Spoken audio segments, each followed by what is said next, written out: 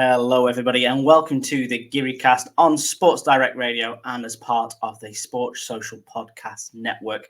I'm your host, Nick Belford, today, and once again, I'm joined finally by the mysterious, the one and only Chris Marquez. Hello, Chris. We've not done this for a while, me and you. It's good to be back. So I think I have to give a little explanation where I've been. Yes, we haven't killed you off, have we? But as many people in the world, my wife has IBD, which is Crohn's disease and colitis ulcerosa. And I've just looked it up. Nearly 500,000 people in the UK have it. So I don't want to ask you to donate any money because we have asked you that many times.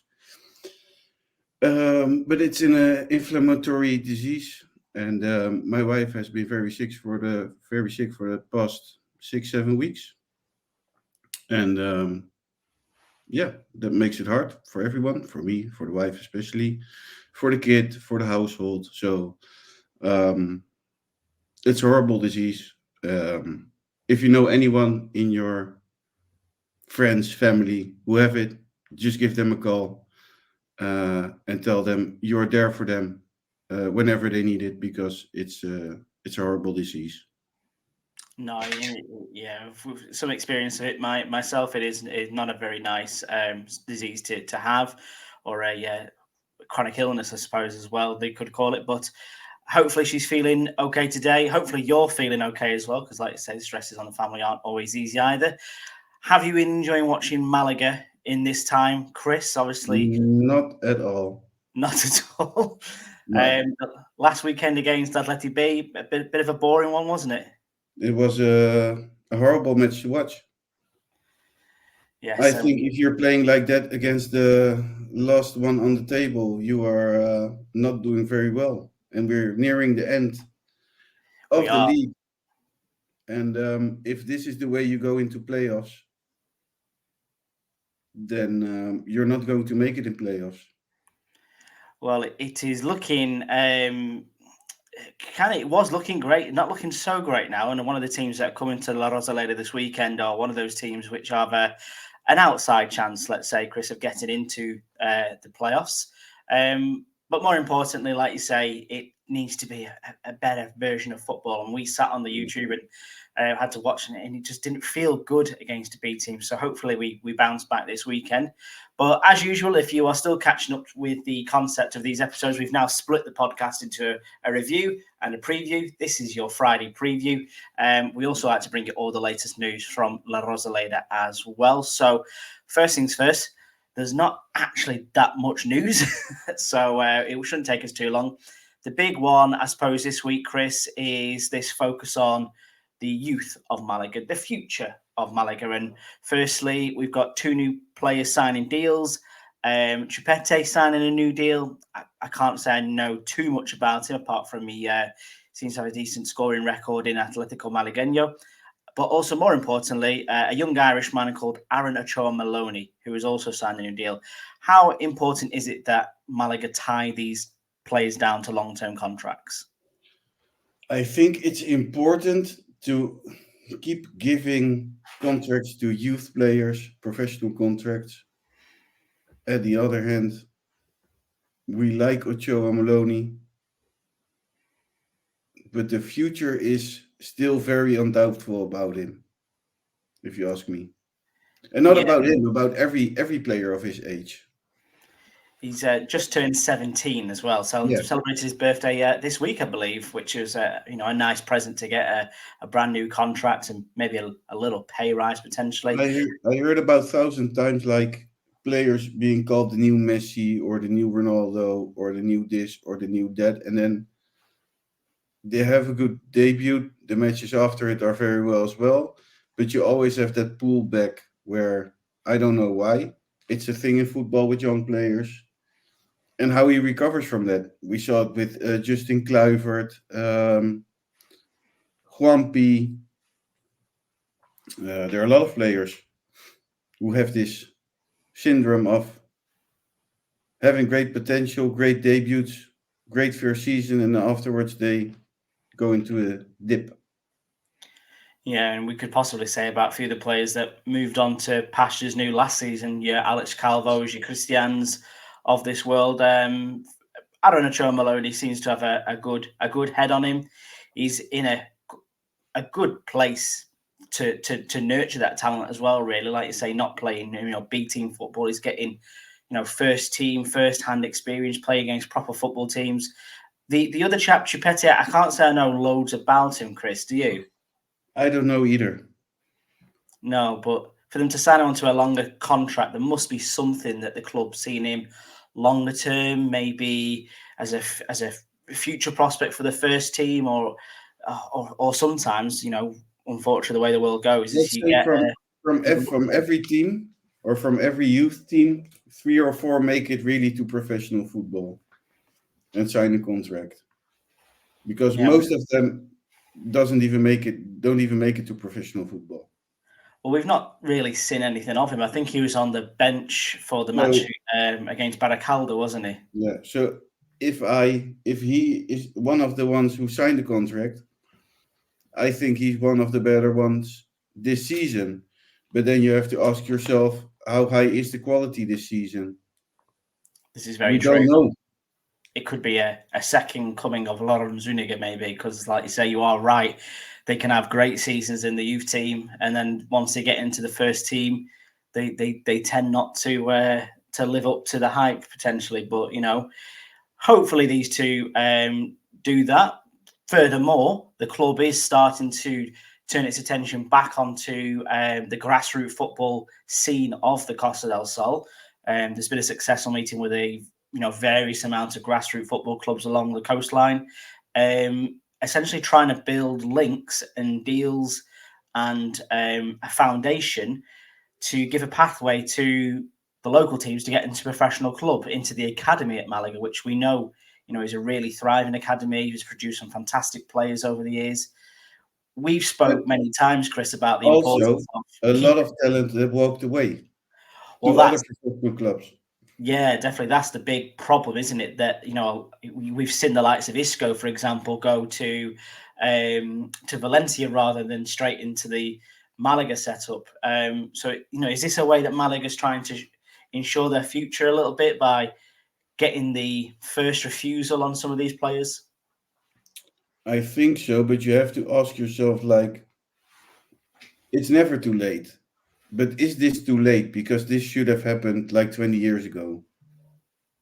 No, well, there's a lot of scouts down here from other teams. You've got to remember as well, there are other big clubs in Andalusia as well, Yeah. and at this time that are currently a lot more successful in And terms you of their also own. have to have in mind, that's another thing, is does this mean that the players you did sign from that you're still signing from outside of Malaga and Andalusia, right?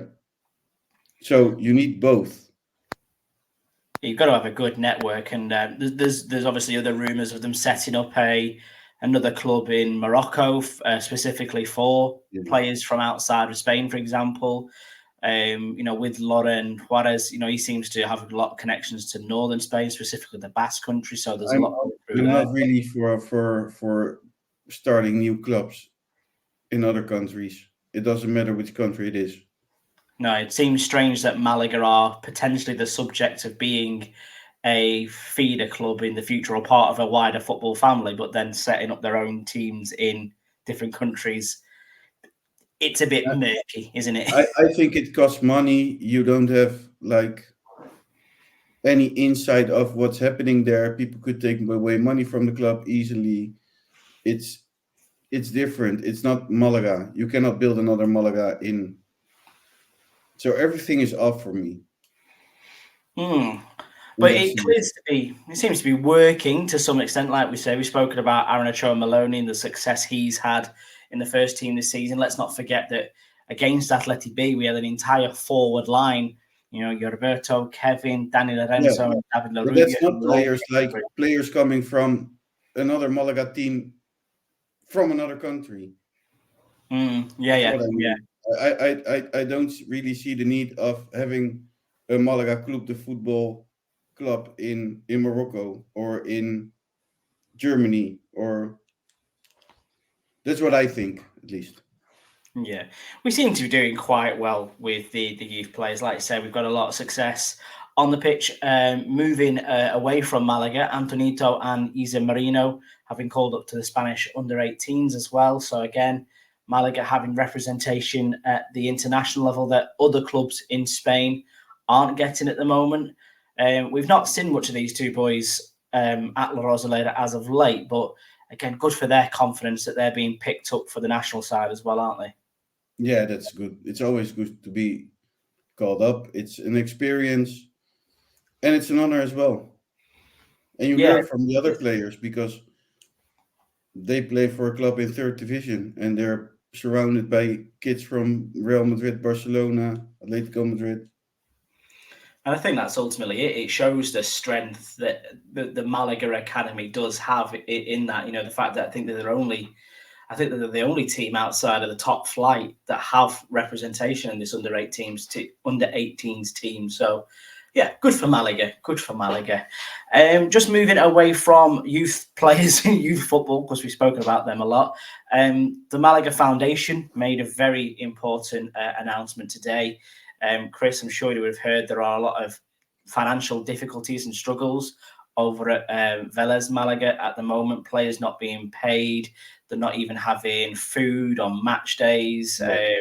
All sorts of issues, which is very sad to see. No one wants to see a club suffering like that. The Malaga Club de Football Foundation have set up an account and a BISM. So maybe first of all, for us, the uninitiated, a BISM is what? A BISM is a way you can pay each other in a very simple way in Spain. So that's a BISM. So a bit like a PayPal type thing. Yeah, but more easy. In Holland, we have Tikkie. Tikkie, BISM. I don't know what it would be in the A UK. Tikkie is like you can pay through WhatsApp. You can Yeah. send a payment link and then they can transfer the money directly to your account. That's what a Tikkie is. And Bizum nearly works the same. Pretty much. I know you're in the UK. You're far behind on technology. I think we just bank transfer or something. I don't know what it would be. Really? Or you're too old? The kids might know. The kids will know. Yeah, you're probably too old for that. But like you say, the club and the foundation have set up this account and this business so people can donate to the players, more importantly, Vélez Malaga, not to the club. Everything is going to the players because the players are without food, without money to throw in there to fill the tank. They don't have food on match days. They don't even have a bus to drive them to their away games. Yeah, really difficult times for Vélez Malaga, who are in search of a new owner. So the hope they have is a new owner. Oh, they have a new owner. Oh, right. They have a new owner, and he's not paying anything. From what it seems. Why would you buy a club and they're not pay the players? An Argentinian owner. Well, the situation clearly needs to change there then, because, like you say, we cannot have the players, the professionals as well. Let's not forget, they are, but they're not full-time professionals, are they? Let's if we get away from the professionals, like football players, they're just people who don't get paid and who don't have money to eat. And it doesn't matter what profession you are. And I think it's a good thing that they're being helped. And of course, Vélez Malaga is not a professional football club. So it's also not like the wages they earn are very high compared to Malaga or... No, absolutely. So there is a way for people to make donations to Vélez Malaga through the Malaga Club de Football Foundation. And I believe there's going to be a lot more stuff going on around the city of Malaga and the area of Malaga to support Vélez through this difficult time. Moving back to the football pitch, injury updates and who's training. The good news is, Chris, we've got an unusually clean bill of health at the moment. There's only Hightown, who is obviously out for the season, but we're pretty much a full squad of people available at the moment.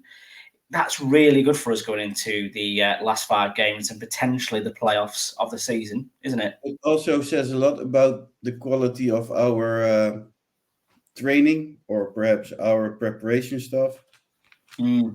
I This think is something is off because this is a trend for the last 3 years, and it doesn't make any sense that we have so many injuries. It has to be a problem. You can have it one season, but if you have these problems 3 seasons in a row, then you're looking at something different. it's not too bad to have them all back now. I suppose it's getting them up to match fitness, which is the trouble, isn't it? When you are about to, like I say, play the final 5 games and also potentially the playoffs as well. But it's good that we've got as many people available as possible. One of those people who's just come back from injury, Ramon Enriquez, it's his birthday today as well. So happy birthday to Ramon, 23 years young. Yes. And it's brilliant to have him back in the team as well. We don't understand why you're not playing. No, we don't. Hopefully, he'll come into the side this weekend because once again, he came on with about half an hour to go against Atleti B and put in another stellar performance. So fingers crossed, Pace pulls the ripcord and gets him playing this weekend against Real Murcia. So without further ado, let's have a little review of the team that are visiting La Rosaleda this weekend. We are expecting yet another bumper crowd at the stadium. They're talking possibly 27,000 tickets sold so far, Chris, plus what is expected to be a decent away following from Real Murcia. Are you thinking it's going to be a sellout? 2 days, I think it will be a sellout. I think lost tickets will be sold tomorrow. And so important to have that swelling in the stadium, isn't it? When we went last time and it was we saw it was Easter Sunday and it was there was only 14,000 there. You could tell the players reacted differently and with reason that the crowd was lowered. It is Easter Sunday and it was the middle of the day and it was pissing down with rain, but you can see the players really do vibe off a full crowd, don't they? Is there something with your mic, Nick? I'm not too sure. Is something happening? I'm hearing a lot of. Oh dear. Well, hopefully. Again? Does it go away?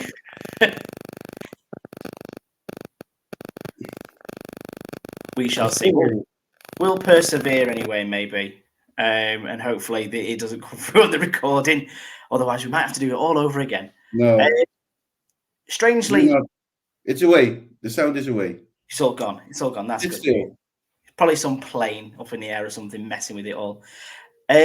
Murcia, weirdly as well, played a friendly in the middle of this week because that's exactly what you need with 5 games to go.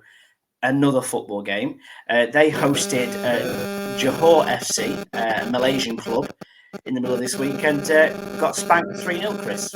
Great preparation from Murcia, isn't it? Yeah. Yeah, I don't really understand why.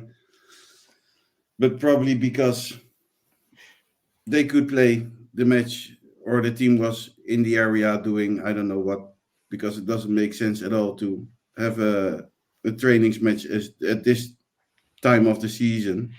Yeah. Where I think players have a whole season in their legs. You're not playing any cup finals or anything. I think the Malaysian league is about to kick off. I think this is their pre-season. But again, if you are a club with, like, say, 5 games to go and in the chase for the playoffs, you don't necessarily want to risk it playing that. And for what I know, they played their second string. I know that one of their top performers this season played the full 90 minutes as well. So a bit of both. You're not going to make them any better at this stage of the season. No. And the thing you want is to keep their fitness up. And this is the way where this is the time of the season where most people, clubs are taking a bit, starting to build off a bit the intensity of training. No, absolutely. Well, there was one or a couple of recognisable people actually that played for Johor against Real Murcia. I assume you know one of them at least. Care to venture a guess who was on the pitch? He's been chucked around Twitter a fair bit this week, to be fair. Forestieri. The Italian Fernando Forestieri, you are right, who I think most people will find synonymous with Watford and Sheffield Wednesday in the UK, but he was a Malaga player back in 2009, I'm going to say, just before really the swell of money and super signings came in. How was he for Malaga back then, Chris? Did he have a fruitful time on the Costa del Sol, or? One of the worst players I've ever seen, and he was like announced very big as the new Messi, the biggest talent ever, and then it was a complete shit show. I believe he played 19 matches or something and scored once. Yeah, not the most fruitful spell at Malaga, and like I say, to be fair, he's gone on and done other things, but never really hit the top level, and that's no slight at Watford or Well, Sheffield I Wednesday. think it's really good if you go to play for Watford, but it also, I mean, Watford is a great club, but it also shows a bit the level of player. Like it's not that he played for, I don't know, Newcastle or Aston Villa, or you know what I mean? Yeah, like a big side as well. He got very much in with that the Pozzo group, didn't he? With that the family that owned Granada, and they owned Udinese in Italy, and Watford, and eventually ended up at Sheffield Wednesday as well, where even up until a couple of seasons ago he was playing in League One for them, and a pretty decent player for that level. But he's now playing over in the Malaysian top flight. And also joined by a former Swansea man as well, Jordi Amat. He plays for them too. So that one's just for our Matt Harrison, who is spending the weekend in Morocco this weekend as well. So And hopefully, Sifu is playing there. is Sifu there as well? Well, not at the team, but in the Malaysian league. Oh, right. See, yes, he is over there. So there's quite a few Spanish players over there as well. I noted from just even looking at this one team. These were the two players that stood out to me. But yeah, if you were a fan of the Premier League when Swansea first came up, Jordi Amat, the centre back, he also plays for Johor too. But less about Johor, more about Real Murcia. They're the ones that are playing at La Rosaleda this weekend. They are picking up form at the moment, Chris. They are only 3 points outside the playoffs. They've come from absolutely nowhere. They've won 4 league games on the bounce, as well as a draw with Ibiza in the last 5 games. And they very much are the team that are looking to catch up to Ceuta as Recreativo Huelva fall away.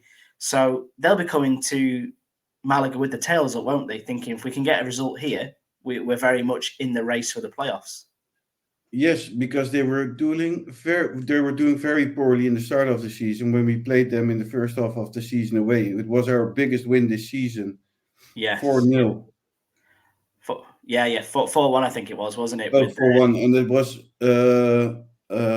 more them playing awfully than Malaga playing a good match. Because they were from the terrible. goals, it was a terrible match from their side.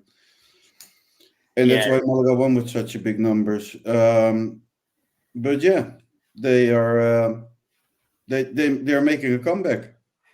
They are, and Real Murcia, they're a big club for this level. Let's not forget, they're a team that I think they're the record holders for winning the Segunda level several times. They've won, national trophies time and time again. I think they're one of the oldest clubs in Spain as well, if I remember rightly. But they'll be putting their eye on getting promoted and having this last minute charge. And I know we were speaking to the guys in the live stream last weekend about this.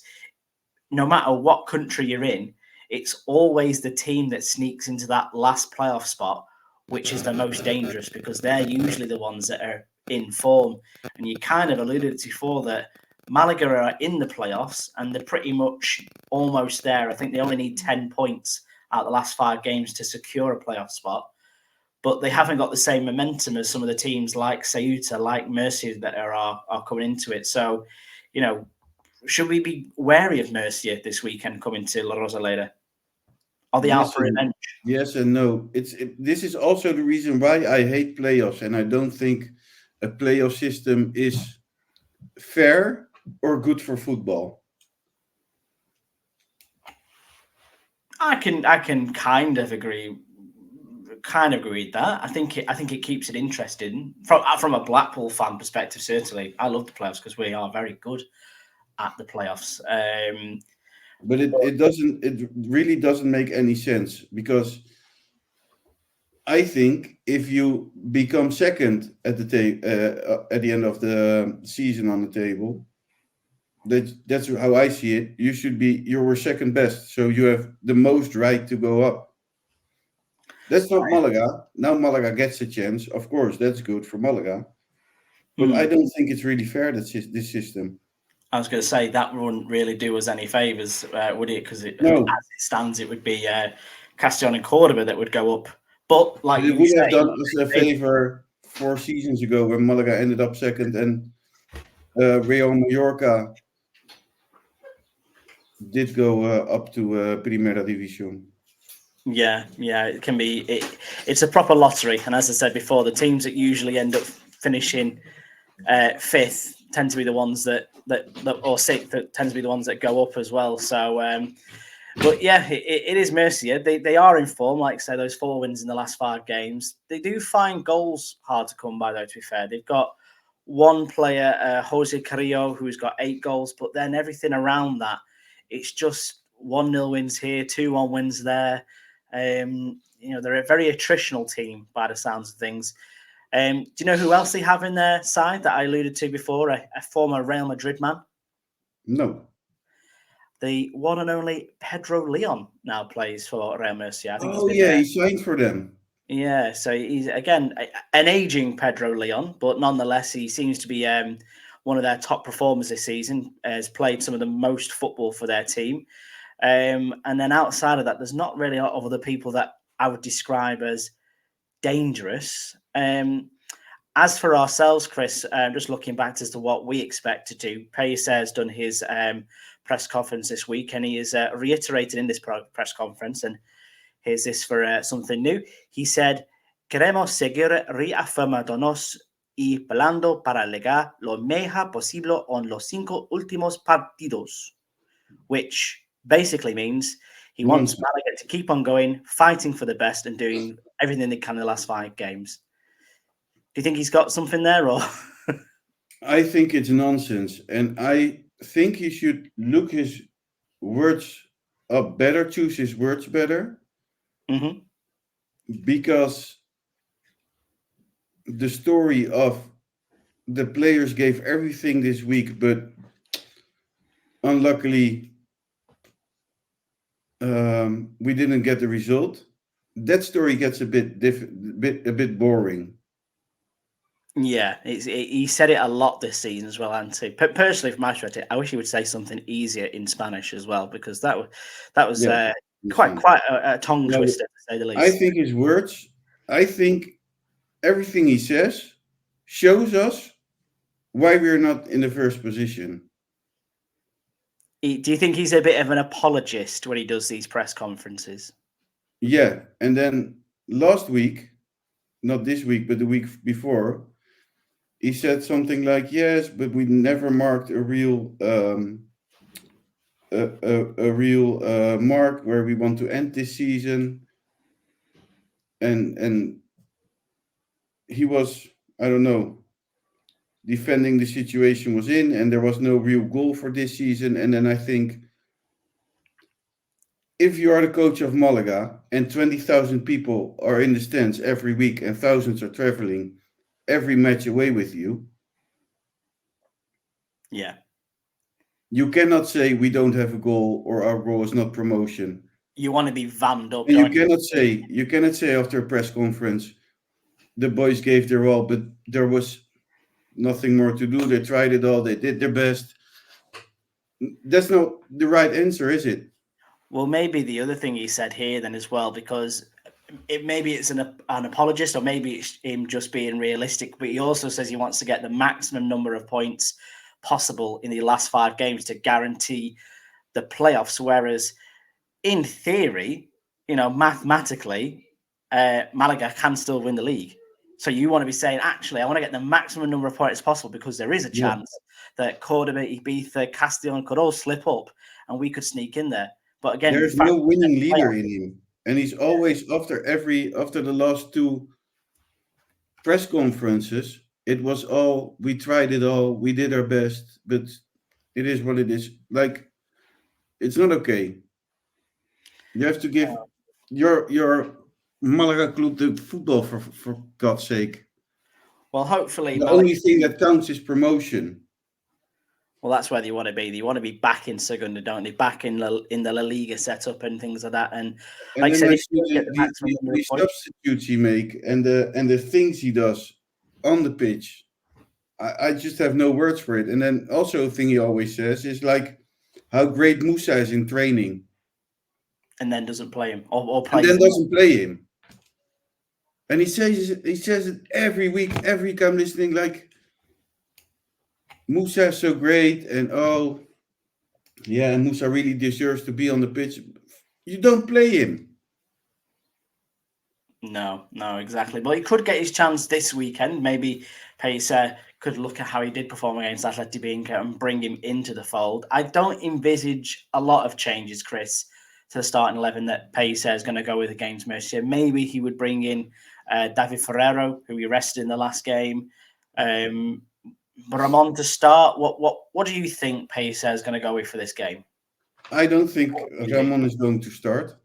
That's what I think. I think he isn't changing anything. We won't see Musa. We will see Juan Day. We will see Einar. We will see Victor. We will see Gabilondo. We will see Genaro. We will see Manu Molina, David Larrubia, Kevin, and Roberto. Yeah, I think that's why, and I understand. I appreciate and understand exactly what you're saying. You want to see him do something that's going to. The way that you were speaking then, Chris, it's like it's predictable. If you're the Real Murcia manager, you can kind of go, well, actually, I can write Sergio Pace's team down for him right now. You know, the Cordoba manager's been to watch us in the last 3 games ahead of the game in a couple of weeks, or next weekend, or the weekend after. But you don't need to come see us. We can tell you who's going to play. Whereas, you know, and he saw what he saw, and that's the way how we will play against Real Murcia. So every time he will see that we play the ball around a lot, that we're not quick enough when it comes to attacking, that we're a slow attacking team. We build up everything 20 times, and then we try and get the ball there if it gets there. And most of the time we will try and put the ball in and just hope that Roberto or someone can put his head to it and it ends in a goal. Well, if we're going to play that style of football, then definitely for me, he needs to be looking at bringing in David Ferrero again. Not that Larrubia played massively bad against Atleti B. He was all right, but I think Ferrero gives you an angle and a dimension of football that is just far superior than what a lot of our players can bring. And I would bring Ramon in. Again, it becomes a question of who do you take out? Well, for me, Genaro has had a great season or a pretty decent season. But if you're going to control a game, having Ramon and Molina playing together in front of 27,000 Malaga fans, you're going to control a match doing that. And I think with 5 games to go, you've got Ramon back playing. Just, as I said before, rip the cord, play the man. He's the best player we've got in a Malaga shirt. By far, naturally gifted. So I would also get. I would do what you are saying, but I would also bring Musa in because Musa brings a lot of pace from the centre back position forward. Yes, well, I would certainly looking at what Jose Carrillo can do. Don't get me wrong, 8 goals is a decent return, but you've got to remember as well that Real Murcia weren't in good form at the start of the season, so he's picking up pace right now. He's quite a quick player, very, very, very fast player as well. So someone like Musa alongside a Nelson Monte or even a Juan Day would certainly benefit us. So just to have a little look around the fixtures as well for this weekend, there is not too much that is going to benefit Malaga, if I'm being perfectly honest. This is kind of like the worst case scenario. So just to pick out a couple before I read them all out. Castellón playing away at Linares Deportivo. Cordoba are away at Intercity. There is... That's not an easy match, eh? Cordoba and Intercity. To be fair, neither of them, I think, are going to be an easy match. I think Linares are down there fighting for their lives. We saw how they played against us a couple of weeks back, so they can, really cause some trouble. Ceuta have maybe got the easier of the games. They've got Atletico Baleares, who are, I think, if they lose this weekend, they're relegated alongside Recreativo Granada. And Ibiza are playing Atleti B at home as well. So not a lot of fixtures that are going to help Malaga, in the chase for the playoffs. But I think it helps getting that near that second position with Cordoba in Intercity. It'd be interesting with Intercity and with, like I said before, with Linares as well. So maybe those are two banana skins, which those two teams might go up against away from home. Just to read out the rest of this weekend's fixtures as well. So Algeciras are taking on Antequera. Real Madrid Castilla are at home to Alcayano. Atletico San Nicolino at home to Recreativo. Recreativo Granada against San Fernando. Malaga against Real Murcia. Ude Melilla against AD Merida. Ibiza against Atleti B, Ceuta against Atletico Baleares, Linares against Castellón, and Intercity against Cordoba. So that is your full roundup of match day 33. 5 games left to go, Chris, of the regular season. It's been a fun one, hasn't it, so far? I've quite enjoyed this season as it stands. I like the competition in the season. I dislike the way Malaga plays most of the season and the attitude coming from the Malaga manager, which has shown me this season that he's not a manager, as I said many times already, that has the winner mentality. It's not a manager that will give you any prizes or cups or copas or whatever you call them. He won't bring you any titles because he's not that kind of manager. No, and it remains to be seen what happens with Sergio Pellicer next season as well. There are rumours knocking around that he is going to potentially move on, but we will wait and see because, like I said, we have still got 5 games left. I don't think there's going to be a live stream this weekend as well for anybody listening, as various different people are away at other games and other activities as well. We'll be back next week with the review show, the Real Murcia match, and then once again with the preview next week as well. Watch the space, the Gearycast online as well. Instagram is blowing up at the minute. Follow us on X/Twitter if you want to be kept up with all the news from La Rosaleda on social media as well. Chris, have you got anything to add before we close this episode off?